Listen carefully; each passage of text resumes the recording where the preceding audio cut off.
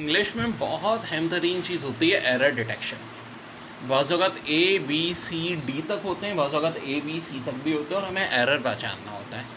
ये बहुत टेक्निकल चीज़ है, ज़्यादातर लोग इसमें फंसते हैं। जैसे कि देखें, last summer comma I went, अगर एरर यहाँ है तो हमारा आंसर ए होगा। To my friends village, to my friends में कोई गलती है तो फिर आंसर बी हो जाएगा। एन इन्जॉयड वेरी मच, और इन्होंने एक डी दिया था, नो एरर। तो इसका तरीका होता है, एक एक वर्ड को आप देखेंगे भाई ये फिट है या नहीं। लास्ट समर, सेंटेंस स्टार्ट हो रहा है लास्ट से। अगर कोई भी सेंटेंस लास्ट से स्टार्ट हो तो नाउन से फॉलो होना चाहिए। लास्ट के बाद समर है जी, बिल्कुल नाउन आ रहा है। और अगर कोई सेंटेंस लास्ट और नाउन होगा तो सब्जेक्ट के बाद पास इंडेफिनिट टेंस होना चाहिए। तो लास्ट समर के बाद एक सब्जेक्ट है आई, और वेंड भी है, यानी पास इंडेफिनिट भी है। तो फार्मूला पूरा ओके, ए में कोई गलती इसका मतलब है नहीं। लास्ट समर आई गो होता तो एरर हो जाता। क्यों? लास्ट समर के बाद आई है तो फिर क्या पास इंडेफिनिट होना चाहिए था, प्रेजेंट इंडेफिनिट नहीं होना चाहिए था। अब आगे वेंड के बाद हमेशा प्रीपोजिशन टी ओ टू आना चाहिए। क्या मौजूद है? बिल्कुल मौजूद है। और उसके बाद एक ऑब्जेक्ट होना चाहिए। भाई किसके पास जा रहा है? टू माई फ्रेंड, यहाँ तक भी ओके। माई फ्रेंड्स विलेज, तो इसका अलावा एरर भी में नहीं है। देखिए एग्जाम में आपको एरर पहचानना है। अगर आपको रूल्स का इतना नहीं भी आइडिया तो ये तो तय हो गया कि ए और बी तो एरर नहीं हो सकते। अगर नो एरर का कोई ऑप्शन नहीं है तो इसका अलावा लाजमी सी में एरर होगा। अब सी में एरर है तो कहाँ है? And enjoyed very much. अब एक वर्ड आ गया इन्जॉय। इन्जॉय के बाद दो चीज़ें फॉलो हो सकती हैं, या तो कोई ऑब्जेक्ट या रिफ्लेक्सिव प्रोनाउन। ऑब्जेक्ट का मतलब क्या होता है? यानी कि ऑब्जेक्ट के लिए ऑब्जेक्ट दो केसेस में हो सकता है, व्हाट या हूँ, क्या या कौन। तो देखो, last summer I went to my friends village, यहाँ पर एक क्लॉज खत्म हो गई है। एंड इन्जॉयड वेरी मच, ना किसी व्हाट की बात हो रही है किसी पर्सन की, ना होम कि क्या एंजॉय किया। होता ना एंजॉय क्रिकेट या व्हाट किसी पर्सन ने। तो इसका मतलब ये है कि एंजॉय के बाद ऑब्जेक्ट का केस नहीं बनेगा। तो एंजॉय के बाद किसका केस बनेगा? Reflexive pronoun. अब रिफ्लेक्सिव प्रोनाउन क्या होता है? अगर आई होता है तो माई सेल्फ होता है, ही होता है तो हिमसेल्फ होता है। तो अब हम देखते हैं कि यहाँ पर सबसे पहले नाउन है कहाँ। तो नाउन एक ही चल रहा है, और वो कौन सा चल रहा है? सब्जेक्ट आई। Last summer I went to my friends village and enjoyed very much. तो आई का मतलब है कि सब्जेक्ट यहाँ पे आए, और आई के साथ कौन सा रिफ्लेक्सिव प्रोनाउन आता है? सिर्फ एक आ सकता है, माई सेल्फ। तो गलती कहाँ थी यहाँ एरर में? Last summer I went to my friends village and enjoyed myself very much. अच्छा, अब इसमें यह भी डिपेंड करता है कि सिर्फ एरर को डिटेक्ट करना है या सेंटेंस को क्रैक करना है। अगर एरर को डिटेक्ट करना है तब तो बात ख़त्म हो गई। हमने सिर्फ ये बताना था कि एरर है कहाँ, और ये हमें पता चल गया कि एरर कहाँ पर है। एंजॉयड के बाद हमारे पास एक रिफ्लेक्सिव प्रोनाउन होना चाहिए, और रिफ्लेक्सिव प्रोनाउन आई के केस में क्या होता है? My self. तो आंसर हो जाएगा यहाँ पे माई। इफ़ आई वर हिम, अगर गलती ए में है तो यहाँ पे होगी। आई वुड हैव टॉक्ड, गलती यहाँ पे होगी। दोस चीट्स आर लेसन, बहुत टेक्निकल है। इफ़ आई वर हिम, पहले तो इसको चेक करें। इफ़ आई वर, क्या आई के साथ वर आता है? बिल्कुल जी, तब आ सकता है जब हम बात किसी इमेजिनरी थिंग की करें। If I were a king, if I were a Superman, ठीक है। अब इसमें आए हो चाहे ही हो शी हो, हमेशा वर आएगा, ना टेंस ना एम ना was. If he was a king तो गलत है, क्या होगा? If he were a king, if she were a queen, तो हमेशा याद रखो वर। तो वर तो बिल्कुल सही है, वर बिल्कुल सही है। लेकिन इस वर को क्या कहते हैं? वर्ब टू भी कहते हैं। जब वर का इस्तेमाल किसी इमेजिनेशन के लिए हो, विश के लिए हो, इमेजिनरी थिंग के लिए हो, तो इस वर को WERE वर, देखो WERE वर एक तो हेल्पिंग वर्ब होता है, ठीक है। हेल्पिंग वर्ब होता है तो बेसिकली क्या यूज़ होता है? पास्ट टेंस में, और प्लूरल एडजेक्टिव होगा। वी के साथ होगा, आई के साथ तो वर्स होगा, वी के साथ वर होगा। लेकिन जब ये इमेजिनेशन के लिए यूज़ हो रहा है तो इसको क्या कहते हैं, हेल्पिंग वर्ब नहीं कहते हैं, वर्ब टू बी कहते हैं। और वर्ब टू बी के बाद हमेशा सब्जेक्ट केस आता है। अब यहाँ क्या एरर आ रहा है, इफ़ आई वर हिम। अरे हिम क्या होता है, हिम क्या होता है, ऑब्जेक्ट। तो क्या होना चाहिए, if I were he. If I were ही, भाई समझ लो किसी ऐसे बंदे की बात होगी जो बड़ा सही का बॉडी बिल्डर है, मार्शल आर्ट जानता है, ब्लैक बेल्ट है। तो मैं क्या कहूँगा, if I were he I would have talked those cheats a lesson. मैं उन सब लोगों को क्या लेसन सिखाता जो कि मुझे चीट कर रहे हैं। तो यहाँ पर मिस्टेक कहाँ आ रही है, हिम में आ रही है। हिम को क्या कर दो, ही कर दो। If I were he, if I were he, very important.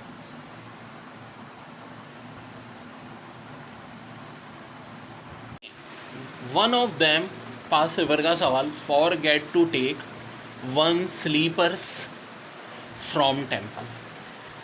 अब क्या ये सेंटेंस करेक्ट है? तो देखो, अगर सेंटेंस वन से फॉलो होता है तो यूजुअली क्या होता है, एक और पास पेपर के सवाल से बता रहा हूँ, one should respect one's elders. बिल्कुल सही है। जब स्टार्ट वन से है तो हिज या हर्ज नहीं आता, बल्कि क्या आता है, वन से आता है। वन के साथ एस्ट्रोटोस्कोप लगेगा, फिर उसके बाद एस लगेगा, तो one should respect one's elders, 100% है। लेकिन कहानी में ट्विस्ट है। देखो, यहाँ वन के बाद शुड था, फिर आगे बात हो गई थी रिस्पेक्ट वंस ओल्डर, यानी वन ही की बात हो रही है। लेकिन यहाँ बहुत बड़ा फ़र्क है, यहाँ हो रहा है वन ऑफ देम, बिल्कुल टोटली मीनिंग चेंज हो गई। यहाँ बात वन ही की हो रही थी, कहीं ये नहीं था वन ऑफ देम की। यहाँ बहुत बड़ा डिफरेंस है। वन ऑफ देम का मतलब है बहुत सारों में से कोई एक, 10 लोगों में से एक, 20 लोगों में से एक, ठीक है। फॉर गॉट, फॉर गॉट, अच्छा फॉर गॉट ठीक है, हो सकता है कोई यहाँ पे to take, forgot to take मुसलसल पास्ट टेंस का इस्तेमाल है, इट्स ओके। वन स्लीपर, अब देखो कहानी में ट्विस्ट है। ये वाला रूल बड़ा इंपॉर्टेंट है जो मैं बताता हूँ, one should respect one's elder, लेकिन साथ साथ में इसका एजम्पशन भी बताता हूँ। अक्सर औकात ये सवाल बहुत आता है और 99% ज़ाहिर है सेंटेंस इसी फॉर्मेट का होगा कि वन होगा और आगे हम वंस लगाएंगे, लेकिन तब्दीली क्या हो जाएगी, जैसे कि मौजूदा वन ऑफ देम। अब बात हो रही है वन ऑफ देम की, बहुत सारों में से कोई एक। तो अब यहाँ वंस स्लीपर नहीं होगा, यहाँ पे वन स्लीपर नहीं होगा। अब दो बातें, या तो हिज हो सकता है या हर हो सकता है। हिज स्लीपर भी हो सकता है ना, और अगर लड़की है तो क्या होगा, हर स्लीपर। तो हिज लगाएं या हर लगाएं, तो देखो अगर जेंडर मेंशन नहीं है तो मेल को हमेशा प्रेफरेंस दी जाती है, यानी यहाँ पे क्या लगेगा, हिज लगेगा, यहाँ पे क्या लगेगा, हिज लगेगा। One of them forgot to take his slippers from temple. अब देखो ये तो पता है एरर सी में, लेकिन एक नहीं दो एरर है। फ्रॉम टेम्पल, अब एक बात सुनो, अल्लाह माफ़ करे, मस्जिद हो, गिरजा हो, टेम्पल हो, सब बड़ी एक काबिल एहतराम जगह, क्योंकि लोग किसके लिए जाते हैं, इबादत के लिए जाते हैं। कोई एक आध बहुत डैश आदमी होगा जो अल्लाह माफ़ करे इस काम के लिए जाएगा कि चप्पल चोरी करने के, तो एक आध होगा, 1 in a million। तो असल काम का जो इस्तेमाल है टेम्पल का वो यहाँ नहीं हो रहा, और जब किसी ऑब्जेक्ट का असल इस्तेमाल नहीं हो रहा होता तो उसके साथ हमेशा दी लगता है। तो अब ये पूरा सेंटेंस हो जाएगा, one of them forget to take his slippers from the temple. अब देखो मस्जिद में आदमी किस लिए जाता है, नमाज पढ़ने, मॉस्क ही आएगा ना। लेकिन अगर आप सिर्फ इमाम साहब से मिलने जाते हो तो फिर क्या यूज़ हो जाएगा, द मॉस्क। सोफ़ा किस लिए यूज़ होता है, बैठने के लिए, सिट ऑन सोफ़ा। लेकिन अगर आप सोफ़े पे लेट रहे हो तो फिर दी सोफ़ा। अच्छा बेड किसके लिए यूज़ होता है, लेटने के लिए, तो बेड सही है, ही स्लीपिंग इन बेड। लेकिन अगर आप बेड पर अखबार बिछा के दाल चावल खा रहे हो तो फिर बेड नहीं, दी बेड यूज़ होगा। बेड इसलिए थोड़ी है कि दाल चावल खाओ वहाँ पे अखबार बिछा के। तो ये टेक्निकलिटीज़ हैं जो आपको फॉलो करनी है। Being a very hot day, A option. I decided to stay at, B हो गया। होम विद माई फैमिली, ये सी हो गया। सो सेंटेंस स्टार्ट हो रहा है बीइंग से, हो सकता है, लेकिन एक मसला है, कि बीइंग क्या है, एक वर्ब है, और कोई भी वर्ब याद रखो बगैर सब्जेक्ट के नहीं है। बीइंग अगर एक वर्ब है तो इसका सब्जेक्ट क्या है, कहाँ है, नहीं दिख रहा। Being a very hot day, I decide या डिसाइडेड जो भी होता है, देखो डिसाइडेड का तो सब्जेक्ट मौजूद है, आई डिसाइडेड का सब्जेक्ट तो मौजूद है। टू स्टे एट होम, चलिए ये भी बात सही है, विद माई फैमिली।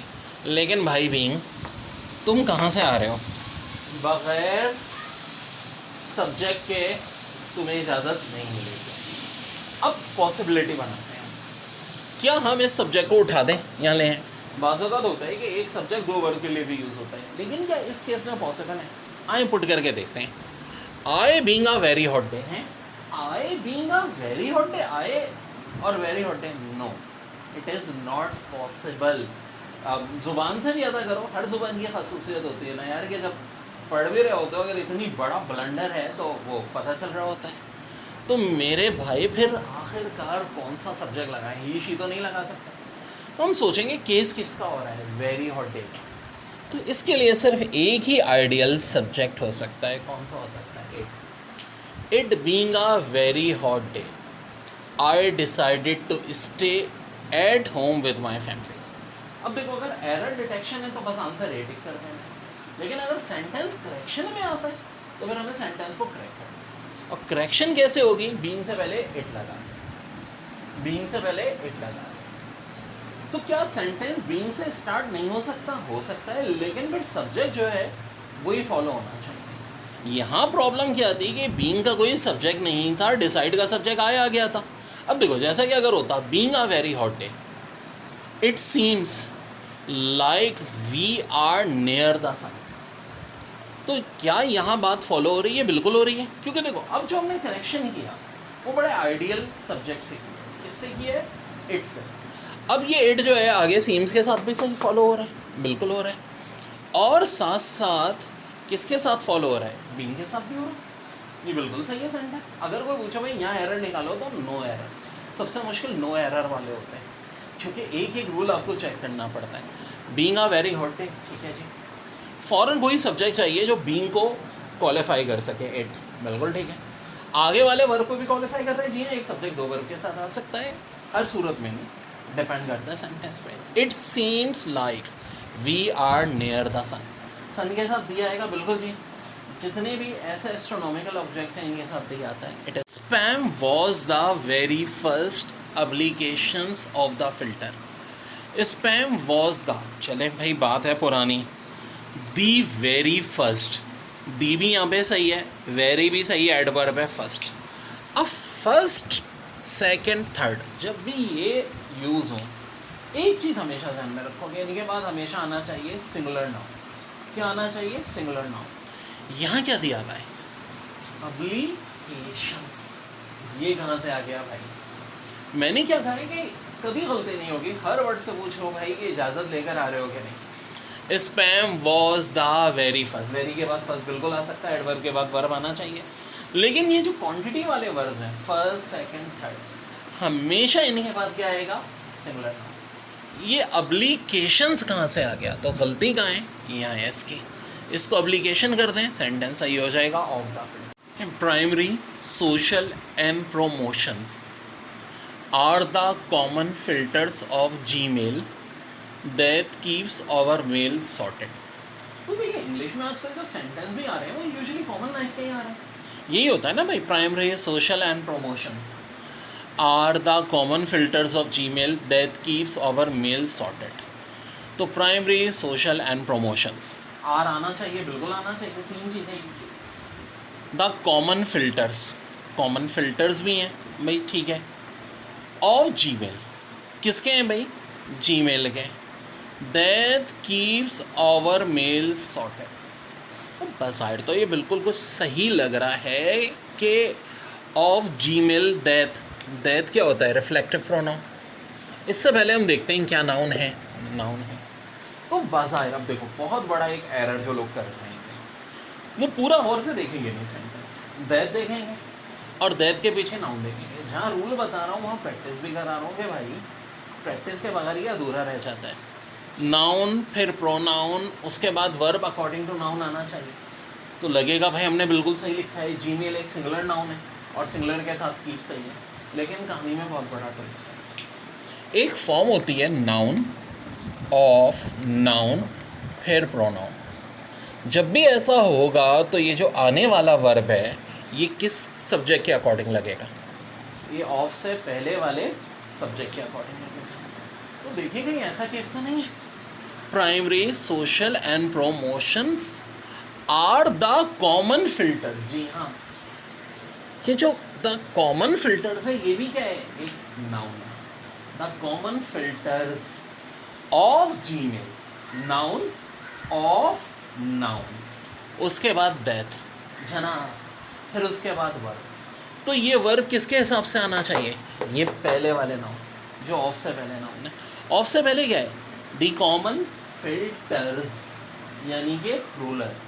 जब प्लूरल नाउन है तो क्या होना चाहिए? प्लूरल वर्ब होना चाहिए। प्लूरल वर्ब होने का मतलब है कीप्स का एस नहीं होगा, बल्कि खाली क्या होगा? कीप होगा। बहुत इंपॉर्टेंट केस, इस केस से बहुत आते हैं सवाल पेपर में।